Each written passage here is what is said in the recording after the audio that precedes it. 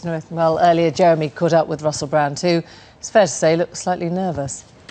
Russell Brand, you say right at the start of this book, I was born to be famous, and then you say, but it took some decades for the rest of the world to realise that. Why did you want to be famous?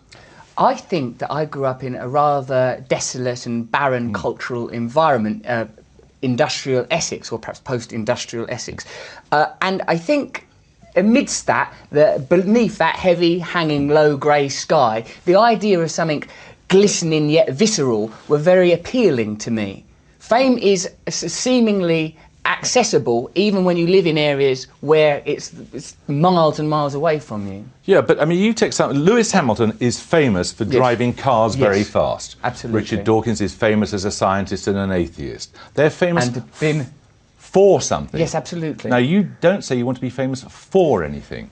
Well, not on the first page of my book. See, I've always thought that that rather unappealing trait of craving fame for fame's sake was balanced by my willingness and deep affection for my art. I'm a stand-up comedian, and I worked at stand-up comedy for many, many years for nothing, above pubs for 50 quid, years and years, for not even for that much money. I have a deep artistic attachment to what I do. But the craving for fame, I don't know if I want to take personal responsibility for that, because I did not create a culture that deifies the famous. No, you're part of a culture that, and your desire to be a celebrity, to be famous, is not at all unusual. No. I'm interested, though, in why you think it's taken such a deep root among us. I suppose that it's an idea that deeply permeates because it's omnipresent. It's everywhere you go. You are perhaps this country's foremost serious journalist that's identifiable and recognisable, and yet here you are interviewing me about the nature of celebrity. I'm sure you've, on your show, seen important topics subjugated for frivolous celebrity-based items, and I'm sure that must be very frustrating for you. There'll be viewers who'll say that's exactly what's happening with this interview. Precisely that. Yes, I would imagine that to a degree they're right. Famous people appear to have significance, yes. And previously it was religion that gave people that sense they had a significance. Of course, people and I think that significance can shift. Yeah. Diana was at different points in her trajectory of fame presented as the virgin, presented as the whore, presented as a martyr. So where relevant, fame can transmogrify and alter to represent what's culturally necessary at that time to suit the narrative. People enjoy narratives, and I suppose that's why politics has become inundated with these narrative ideas. Oh, this brother begats that brother, Cain versus Abel, it's David versus Ed, because people no longer want to grapple with the death of the grand ideas. No one cares about religion anymore, no one cares about communism anymore, because we've been fed this grey sludge of celebrity, glittered up and packaged and lacquered and sent directly into our brains via the media that both you and I work for in different degrees. What happens to you when it arrives? What happens is you have the initial thrill of achievement, oh my word, the same as if you'd acquired a pair of shoes that you'd long craved, and then you realise that the shoes are too tight, they ain't that comfortable, I want another pair of shoes, walking around in these things ain't the same as I thought it would be, and you realise that you need nutrition from a higher source, something more valuable. Celebrity in and of itself is utterly, utterly vacuous. It's tiresome. And particularly now, when coupled with something, I was like, having had the mundane yet marvellous experience of falling in love with somebody, and now having a sort of private life and something I want to protect, and yet the fame continues to cast its shadow. It's a pain in the arse. Does privacy mean anything to you anymore? Yes, it means a great deal to me, mostly as a commodity that's very hard to Your achieve. book is about the most intimate human things. It's about love, yes, but it's also a great deal about shagging and drinking and drugs and the rest of it. These are quite personal things, and I wonder if you've put it all out there and rather regret it. Don't you think, though, Jeremy, that art to some degree, if I may use that rather grandiose little word, is about the personal, and what other conduit for experience have I got other than the personal? And to tell you the truth, that I maintain intimate because there are countless feelings, thoughts and fears that aren't shared in those pages. Do you worry that it's done something to you? When I first became famous, Jonathan Ross said to me, "How are you coping with this?" And I sort of went, "Yeah." And I must have looked all bruised and shattered like a man at the foothills of a mountain staring up at the summit. And I said, "It's a bit scary, isn't it?" He goes, "Yeah, you lose something and you never get it back." And the thing to which he refers is, of course, that privacy, that sense of yourself, that ability to identify yourself with intimate things, to define your own narrative. Now I've become, there's an extracted icon of me that's used to splashed across newspapers and used to represent what is convenient again for these narrative ideas. So it's a huge compromise. It's not what you think it's going to be. If you are pursuing it for its own end, then that's ridiculous. It's ridiculous and unfulfilling. But if you have a deep love of singing or dancing or basket weaving, then you should pursue that. But if you're pursuing it because of you think that there might be some supplementary celebrity experience, then you are misinformed and you're due to experience great dissatisfaction. But there's clearly a danger you start to believe the public's idea of you. Yes, you could believe that, but fortunately I'm privileged in that I have real friends and real people around me, and we're all equally aware of how preposterous it is and how the way that these images and ideas are manipulated to maintain a cultural narrative to keep people spellbound and stupid, as opposed to elucidate on real people. Who actually cares about what I really am or what I really think or what I really feel? What's much more convenient is the idea of the cad, the bounder, the dandy making these minor transgressions in the media. The most notorious incident is the message left on Andrew Sachs's answering machine.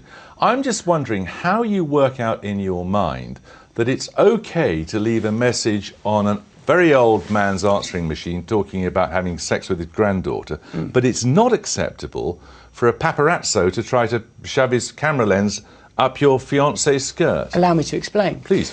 Because there wasn't a predisposed idea to call up Andrew Sachs. We were calling Andrew Sachs up because he was supposed to be on the show. He was booked as a guest. Then he didn't answer his phone. Then someone said, "Do you want to leave an answer phone message?" As he's not answering. This is the kind of wacky, flung-together lo-fi show. The listeners enjoy that, listening to their casual, disposable podcasts in this casual, disposable age. Why not leave a humorous message for Andrew Sachs? So I was leaving a message that alluded to the idea that the listeners already had the knowledge, oh, Russell's slept with Andrew Sachs's granddaughter.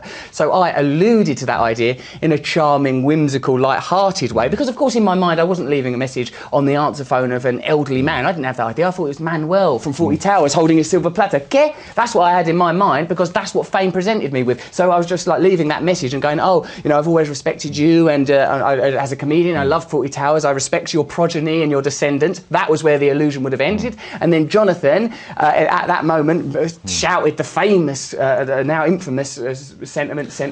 And you know, and then the rest of the broadcast became about calling back that answer phone to apologise for it, recognising it was wrong. There was never a decision to do it. It wasn't like a contrived joke, a prank, a bit of situationism. It was a silly, daft mistake, and I'm truly, truly sorry for being rude to Andrew Sachs. That was very, very impolite and very, very bad manners. But it wasn't like a deliberate act. It was accidental. Now, how that differs, Jeremy, from a paparazzi sticking a lens up my girlfriend's skirt is he deliberately makes a choice to stick a lens up my girlfriend's skirt to take photographs of her sex organs. A deliberate choice. He didn't accidentally, bunglingly, foolishly, while caught up in the whimsy of creation in a lo-fi radio show, put a lens there. You know, I would never deliberately upset Andrew Sachs or anybody. It's against my ethos. It's against everything I believe in. Similarly, I wouldn't deliberately take a photograph of up someone's skirt. It's preposterous and utterly distinct from the two incidents being a relation. You say the whole incident was overblown. Yes, wouldn't you say? Yes, I would. I would absolutely agree with you personally, yes. But if it was overblown, why do you need to apologise for it? I apologise not for the incident itself, I apologise for leaving an impolite message. The subsequent hyperbole, lunacy and inflated media interest for me is just a phenomena, just an abstract phenomena. Very interesting to me that such minutiae can be conveniently inflated to destroy the BBC by the privately owned media. It was interesting. It was interesting. I know Jonathan Ross, your friend, you know, left the BBC. Yes. Was he right to do that? It was right for him to do that, and I suppose perhaps he felt his options were limited due to, again, the narrative. They didn't want him to be earning that money. They don't like that idea at the Daily Mail. You see one of these things. This is the form now that has to be filled in. This is a consequence of what you did. This is the form. This is it. That has to be filled in by everyone. I'm not Michael Howard, Jeremy. Calm down. But it's just interesting. You've got to sign. This didn't exist before me, but now it exists. Now it exists, and you have to. This is my legacy. Bureaucracy. Precisely. My legacy is bureaucracy. You have to sign a form. I consider myself saying, so radical. Are there any references to sex? Are there any references to politics? Well, there are.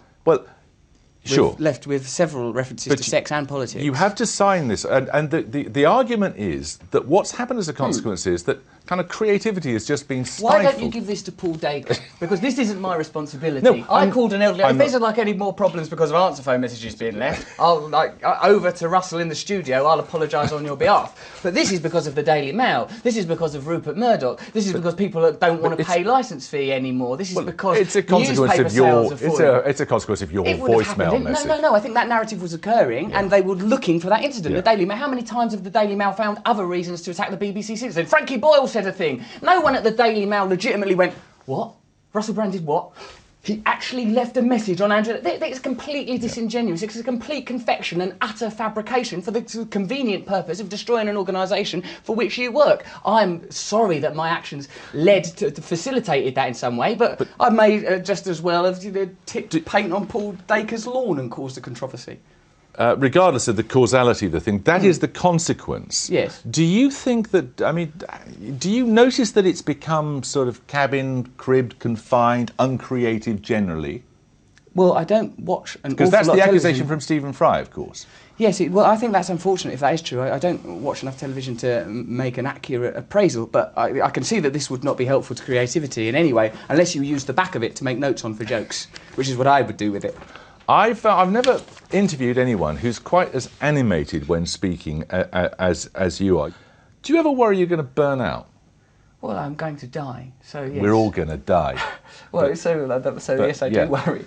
Yeah, the inevitability I'm just of thinking of death, this Oliver Stone remark that you're burning with a very, very high flame, and will you be able to keep it up? I don't think that's something I can necessarily control. I mean, if I speak a little more meekly and balance this on my lap, I still think the spectre of death will loom. Yeah. The icy hand will still land upon my shoulder, perhaps, a couple of hours later. But, I don't want to get all Kerouac about it, but it's quite good to blaze about. But do you think that you can continue at this level? I hope not, because I'm utterly bored of it. I want to ascend. I don't want to be here for much longer. I mean, not talk to you. You're lovely and fantastic, and it's a thrill to talk to you. But I don't want to dwell here with such trivial things for very much longer. You mean you seek death? No, you don't. Not death, but between now and death, it would be ever so nice, I think, if I were able to achieve something that was truly valuable, some evocation of beauty, togetherness, the exposure of the illusion of separation, and some connection between people. Perhaps use this energy for something better than leaving answer phone messages. One would hope. That's my deepest wish. Do you have any intimation of what it might be? Yes.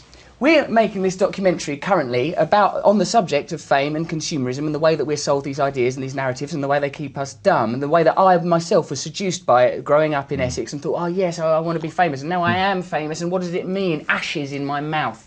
So I want to communicate this idea to people that are aspiring to it, culturally specifically wanting to become famous, but also similarly through the purchase of endless brands, the purchase of different ideas. Kerry Katona at Iceland, I sort of momentarily thought when I thought, I like Kerry Katona, it doesn't matter how much negative publicity she attracts, Iceland will still use her because of the familiarity. It's still appealing, it's still attractive. And I'm above that culturally because, I'm above Heat magazine, I've read a few books, but if there's two aftershaves on a shelf and one of them's got Robert Downey Jr.'s face on it, that might be an appealing aspect to me. So I would like to somehow expose in myself and explore within myself and culturally the possibility of us aspiring to greater things. Someone told me once that all desire is the desire to be at one with God in substitute form. So perhaps we can draw attention not to the shadow on the wall, but to the source of light itself. Do you believe in God? Yes.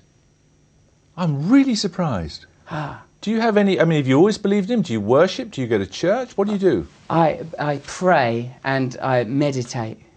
And I try to align my desires with things that are less selfish, and it's an ongoing struggle because of the egotism and the needs in me and stuff. I'm just trying to be a better person. What do you think we should aim for then? I think that we should try to examine the things that we're using to make us happy. This pursuit of celebrity, of wealth, of status, this consuming of products, this ignorance towards ecological and economical matters, and try and aspire to something more beautiful, something more truthful and honestly. I'm not as you must have noticed, a politician or a theologian. But no, you're not the Messiah either. But one would hope not. No. Perhaps if we were all in tune with more beautiful things, perhaps we wouldn't prioritise such peculiar ideas and notions. And perhaps if we can popularise through the techniques of branding and consumerism a different idea, a different narrative, perhaps the world can change. After all, it changes constantly and incessantly. It's just that the perceptions that we have are governed by people with self-interest that are not in alignment with the health and safety of us as individuals or as a planet. Blimey. Russell Brand, thanks very much. That's the end of my interview. It is. Is that enough? That's surely There's enough. so many more things to be said. We've barely started on the film. We've not done any offensive language. There's been